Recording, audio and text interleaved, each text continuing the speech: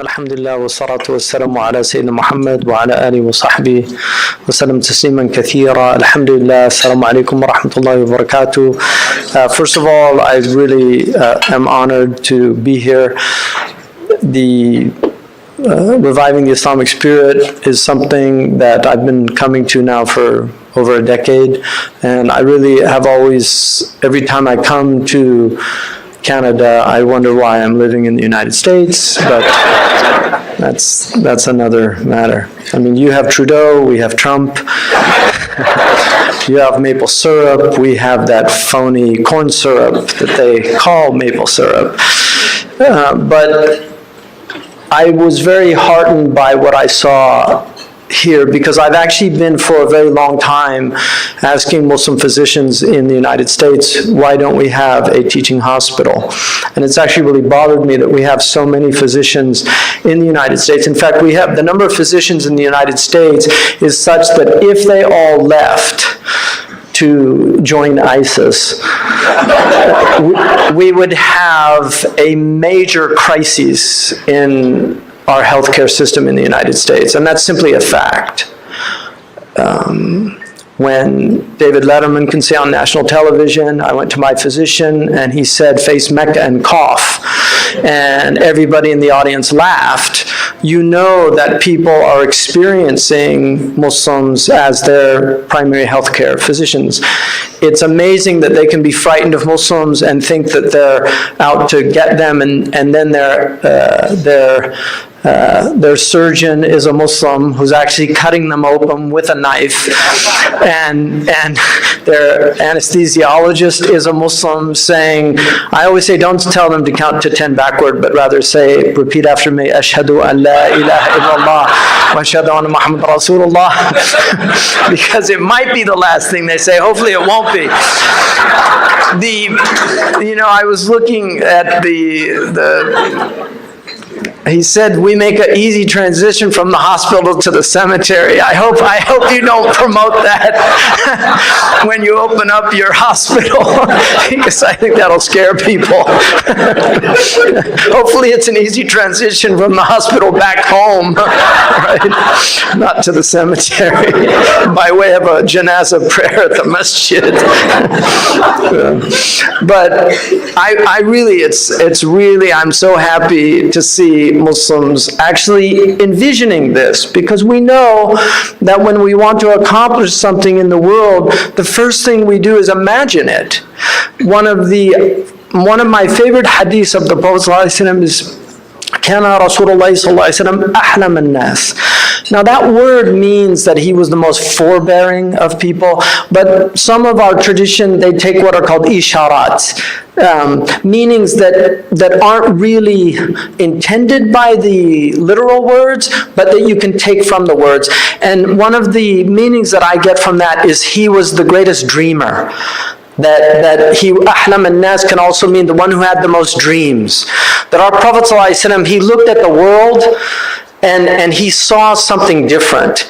When Khabbab ibn al-Arat complained about the persecution, he said, the time is coming when a woman will go in a riwayah, when a woman will go from Syria to Yemen and fear nothing but a lion or a wolf on the road.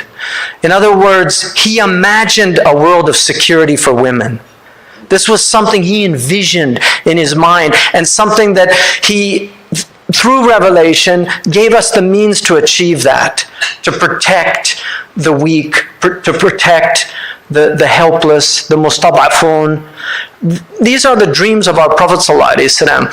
He really did see a different world when he looked at the world. He never looked at anybody as his enemy, but he always looked at people as their potential allies and friends. This is the way he looked at people. When he saw Abu Sufyan, he didn't see an eternal enemy. He saw a potential friend. And he fought him for 20 years, and in the end, Abu Sufyan embraced his path. And this is our Prophet. He sat with Hind, who bit into the liver of his beloved uncle. He sat with her as a sister in Islam, because he didn't hold rancor in his heart. This is who our Prophet ﷺ was. And so the first thing is to envision something and then to share that vision. Because when we begin to share a dream, it becomes a reality. And the most dangerous of people, if somebody sleeps at night and has dreams, you just call him a sleeper. But when people have dreams when they're wide awake, those are dangerous people, because those are the people that transform this world. And that is what you're envisioning here. You're envisioning a dream of something that should not be 1 or 2 or 3. There should be a Muslim teaching hospital in every city in Canada, every major city. We should have a Muslim teaching hospital in every major city in the United States. And we should treat the poor. And we should treat the needy. One of the most important institutions in the United States is the Mayo Clinic. And Bill and Charlie, who were the founders of this clinic, 30% of all their patients were given their bill with paid in full because they actually donated. 30% of all of their medical practice was volunteer, because they believed that a physician was first and foremost a servant of the people and not somebody who gets rich off the calamities and trials and tribulations of people. Everybody needs to make a living, and there's no reason why you shouldn't make good livings as physicians, but medicine is a vocation, from the Latin vocare, a calling. And if it's not something deep in your heart, you really shouldn't be a physician, because physicians are meant to be healers. Our Prophet ﷺ once fell off a horse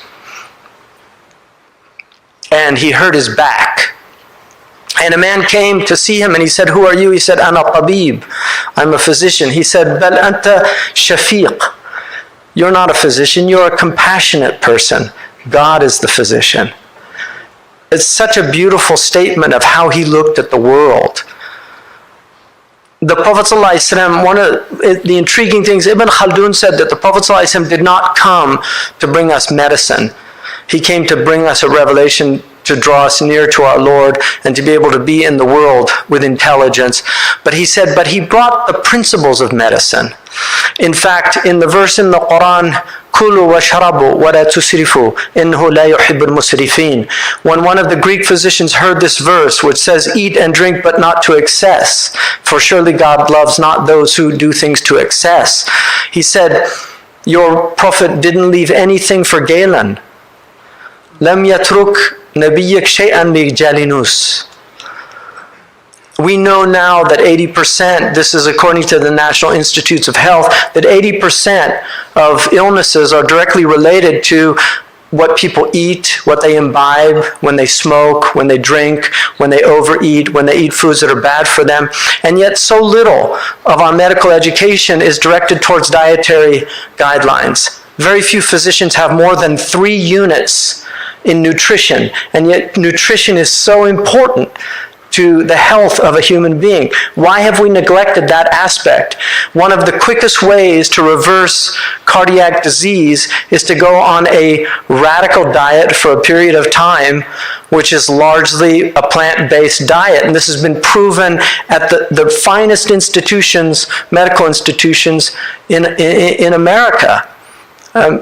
So why isn't this being prescribed? Why do we do, they say, oh, that's too radical.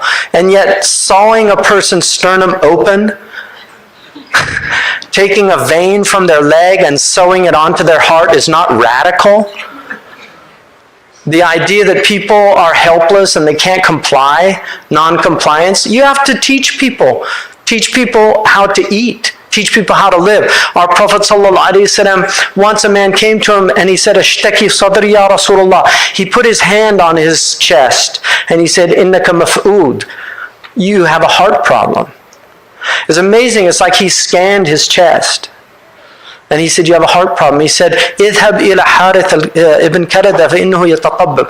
Go to Al-Harith ibn Kalada because he knows how to treat these things. So he referred him to a cardiologist. Right? Harith ibn al-Kalada is the one who said, and because the Prophet zakkahu katabib, because the Prophet said this, it's as if it's a hadith, and it's recorded in our tradition as a hadith. The Prophet ﷺ was reported to have said, al-ma'idatu baytu da' wal-himyatu ra'su dawa. The stomach is the source of illness, and diet is the basis of the cure. This is in our tradition. The Prophet ate very little. He was not somebody who ate a lot. He actually had a semi-vegetarian diet. Months would go by and they saw no cooked food in his house. This is well known in the Sirah. Sayyidina Omar, during his period, he actually prohibited eating meat 2 days in a row. He considered it to be unhealthy. This is in our tradition. We now know that meat is actually not good for you constantly to be eating meat, and it's actually good to go through periods of hunger. We know now that the body was designed to go through periods of famine, and hence Ramadan is a time when you're actually supposed to cut down on your food. You should lose weight, and yet Muslims gain weight in Ramadan. I mean, these are the contradictions of our community. But our Prophet ﷺ, there's two hadiths in the Muwatta about meat. One of them is Sayyidina Umar said, إِيَّاكُمُ اللَّحْمِ فَإِنَّ لَهُ الضَّرَاوَةِ كَضَرَاوَةِ الْخَمْرِ. Beware of meat because it has an addiction like the addiction of wine. That people get addicted to it and then they can't eat anything if it doesn't have meat in it. And yet our Prophet ﷺ ate very little meat. He was not known to consume a lot of meat. He never ate beef meat. He actually said that the meat of cows is a disease. And in its milk is a cure.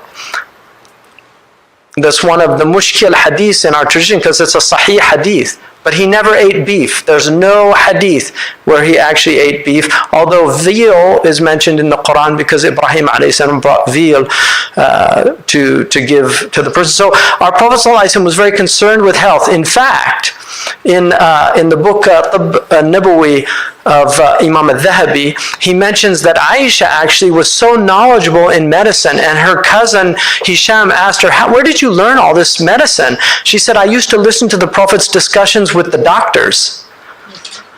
So the Prophet was very interested in healing. And the Quran talks about the shifa. The shifa is part of our tradition. We know now the benefits of honey. I'll give you one example. And I'm not opposed to allopathic medicine. I think allopathic medicine is one of the great gifts that humanity has achieved. But it's so abused. It's so grossly abused because of the profit factor. There's so much in research and development that simply goes to these drugs that they can make money from. So all the orphan drugs are never studied because there's no money to make it. We now have something that's close to a cure for hepatitis C, and yet it costs tens of thousands of dollars. And so we have all these people in sub-Saharan Africa with hepatitis C that will never get that cure. The vaccines also an incredibly overused. I mean, now we have, if you look at the vaccine schedules for children, it's unbelievable to give children vaccines for STDs. I mean, why are we doing that? Why are we doing that instead of teaching them absolutely to be abstinent and to be chaste? Why are we giving them recombinant genetic material from pooled serum of blood of really the lowest dregs of society and not fully knowing what this stuff is doing? And that's the truth. We really don't know because there's so many variables in these sciences that are very difficult. And again, I'm not opposed. I think there are aspects of vaccine. The Muslims were the first people to use vaccination. The Ottomans actually, the English got vaccination. Everybody thinks Jenner discovered vaccinations. No, Lady Montagu, who was the wife of the Turkish ambassador, and you can Google this on Wikipedia, Lady Montagu, who was the wife of the Turkish ambassador from England, used to go to the bathhouses and notice that none of the women had pox skin. And it was so strange because in England it was very common for women to have the effects of smallpox. And she asked the women, doesn't anybody get smallpox here? And they said, no, we treat our children. And she said, how do you do that? And they took her to somebody that did it, and they used to take from the pox and they would give the child the smallpox, and they would get this mild version of it, and then they would have immunity to it. She was the first woman to get English children. Her children were given these vaccinations, and then she took them back to England. Initially, all of the English physicians were opposed to it, but eventually it caught on. And so the Muslims actually were the first people that were practicing vaccination. But if you look at the vaccination schedules today, it's beyond belief what they're giving children. You know, so many vaccinations, and this is a multi-billion-dollar industry. And there are many other aspects, and so I really feel like the Muslims, we should be at the forefront of looking at a lot of these alternative dietary things. We know in New Zealand, and I got in contact with the man that did these initial studies on Manuka honey in a burn unit, and the incredible healing properties of honey for burn patients, actually using honey, that their recovery time is much faster than using traditional debriding the wounds, and also using certain toxic elements that end up actually prolonging the healing process. But honey is this incredible gift. For years I suffered because whenever I get tired, I get bronchitis. It's just, you know, for years I suffered from this. And I would have sometimes a cough that lasted 3 months. And I had an internist who told me, you have to do something, you're going to damage your lungs, I want to put you on steroids, because nothing was working. And somebody gave me a remedy that she got out of Tibb al-Nabawi. Very simple. It was honey and turmeric and cinnamon. I now travel with it. And I have not had a cough since I started using that, really. And I wanted to actually bottle it and sell it, because there are no good cough medicines on the market. I don't care what you say, they don't work. But this thing is amazing. It's two tablespoons of honey. Get good honey, local preferably. 1 teaspoon of turmeric and half a teaspoon of cinnamon. It's amazing. That came out of one of these books. The ancient people knew. I'll give you another example. There's something in Saudi Arabia, like I discovered this, they call it the ilq. You know, it's like it's a gum that they chew.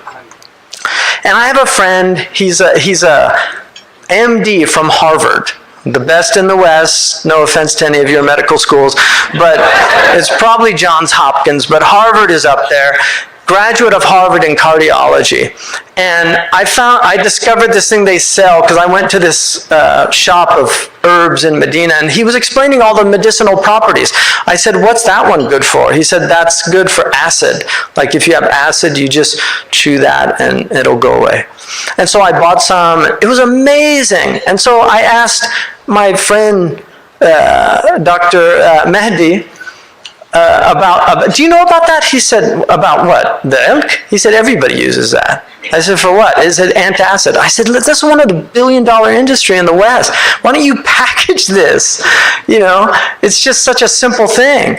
You know, you chew this thing and swallow the juice, and it alkalizes the stomach, and people feel better.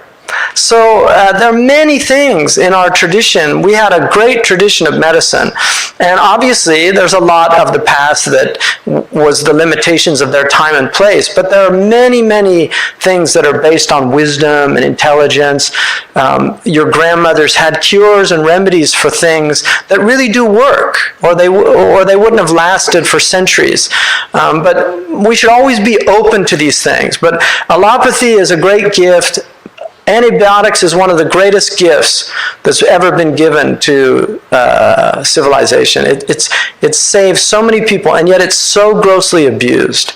It's given for ear infections that are viral. It's just so grossly abused. And now we're getting all of these horrible drugs. I wrote a paper 25 years ago called When Antibiotics Fail, because I'd read a book by a researcher from Mark LePay. He's a biologist from Berkeley, and he wrote a book in the 1970s called When Antibiotics Fail, warning about the overuse of antibiotics and the great crises it would eventually cause. So we have these people that know these things, and yet we ignore these things, and this is the stupidity of our race, because we're so driven, our species, because we're so driven by greed.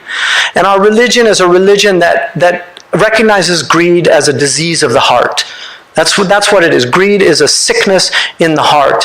And we have to struggle against these things in ourselves. So our Prophet ﷺ, the care that he took for his body, he walked every day.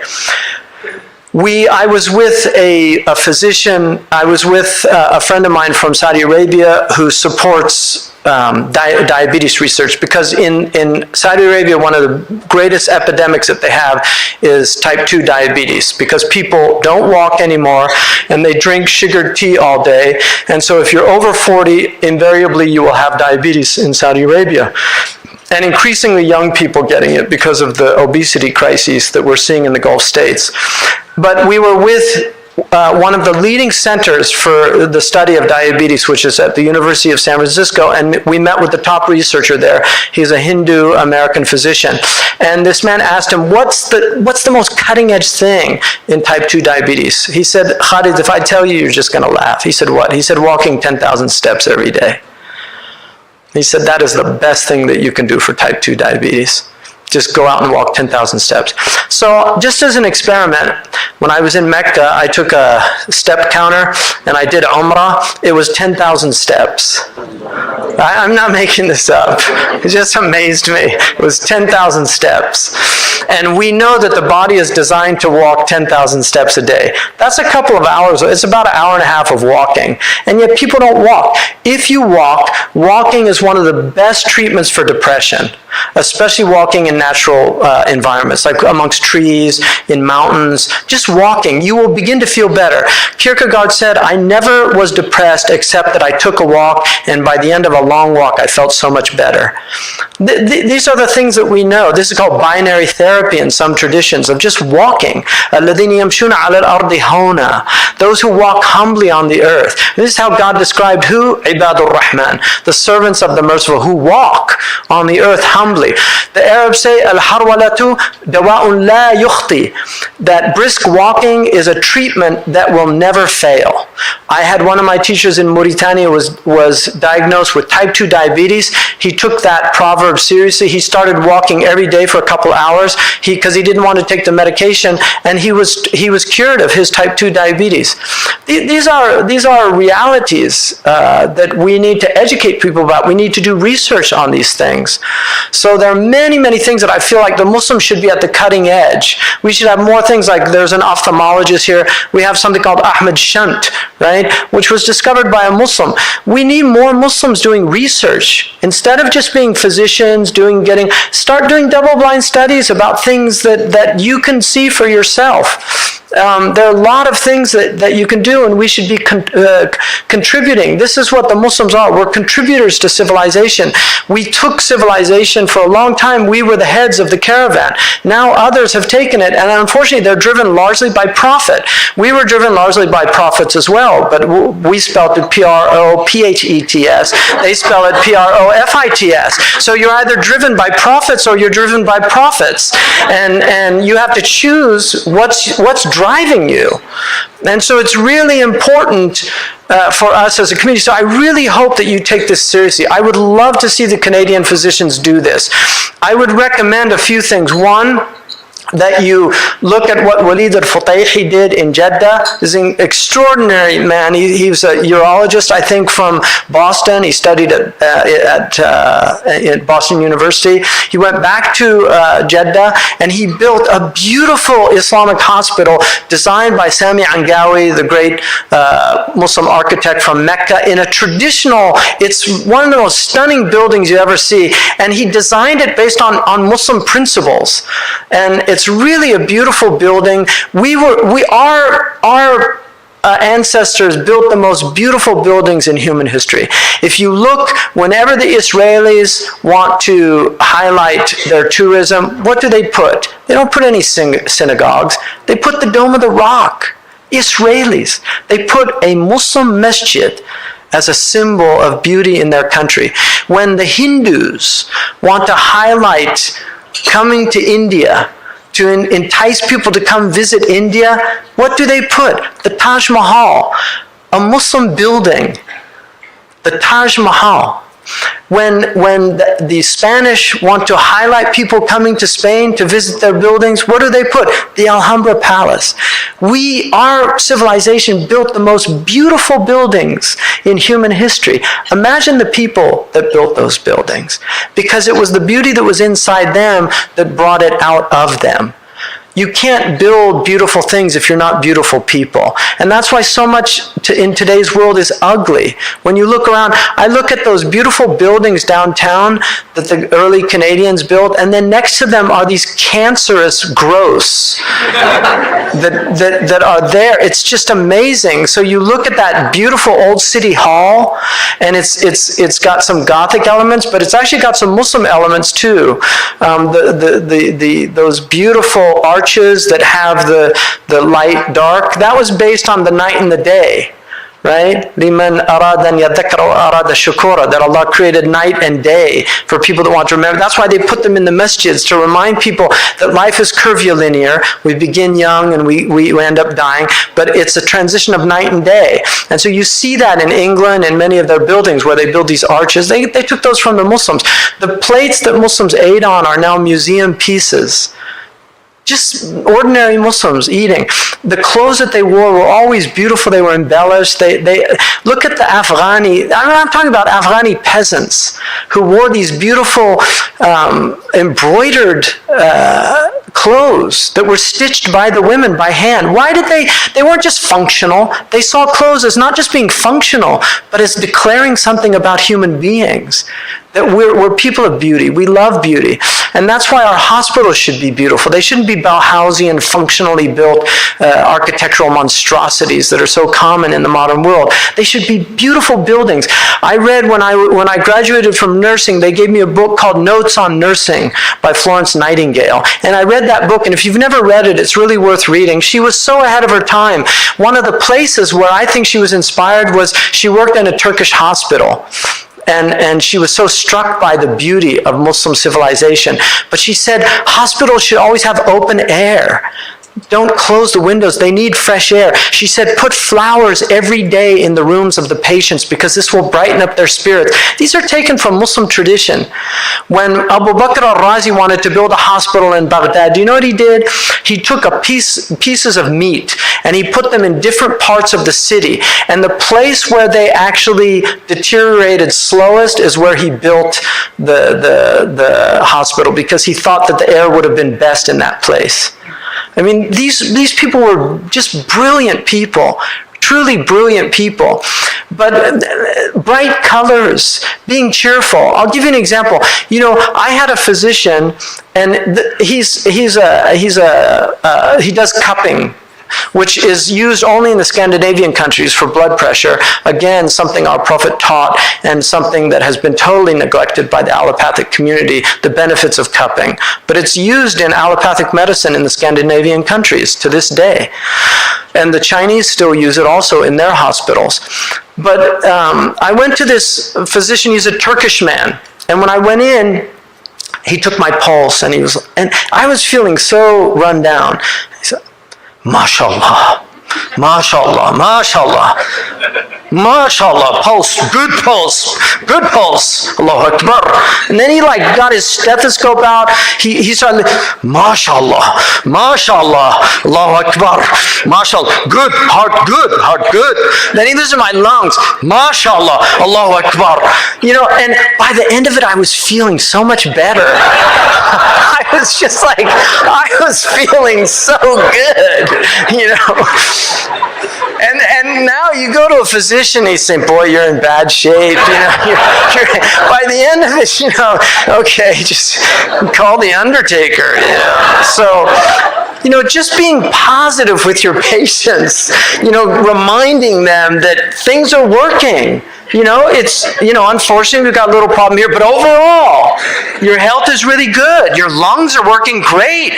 Kidneys are working great. Liver's great. Fantastic. You've always got, a little bit of trouble here in your urinary tract. We can handle that, Just the power of it making people feel better, right?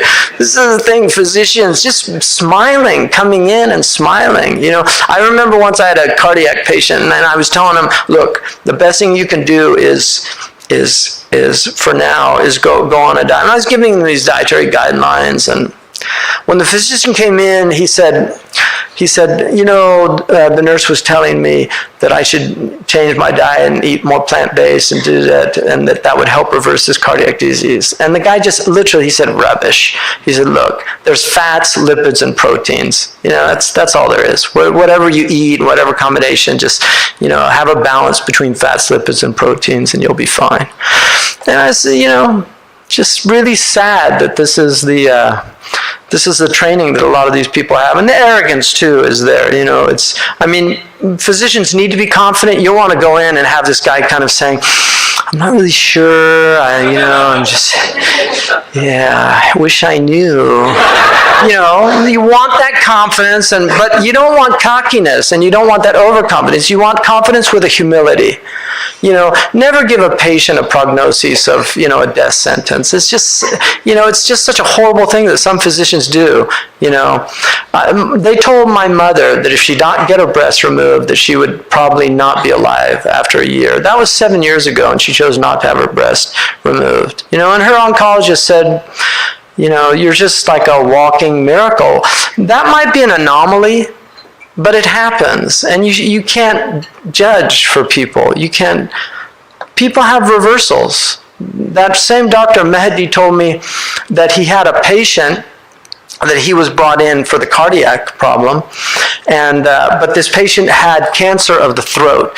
He couldn't swallow, and they wanted to put in a tube, and they really thought that he wouldn't live much longer. So they told him, and I heard this firsthand from Dr. Mehdi Nasser. He's a brilliant physician. He was the king's physician, cardiologist in Jeddah. And he told me that they sent the man home thinking that he's going to die. And usually in Saudi Arabia, physicians call the families and give ta'ziyah and things. So he literally called this family to give ta'ziyah, like condolences, about a couple months later. And they said, no, he's fine. He said, what are you talking about? He said, he's fine. He's really well. He's eating. He said, no, leave that. He said, can I come visit? And he went. The cancer was gone. He could not believe it. And he asked him, what did he do? He said, well, you guys told him that he probably wouldn't live very long, so he wanted to go to Mecca. And so he went, and all he would do was he used to drink through a straw Zamzam. And every day it just started getting smaller and smaller. And then he started feeling fine.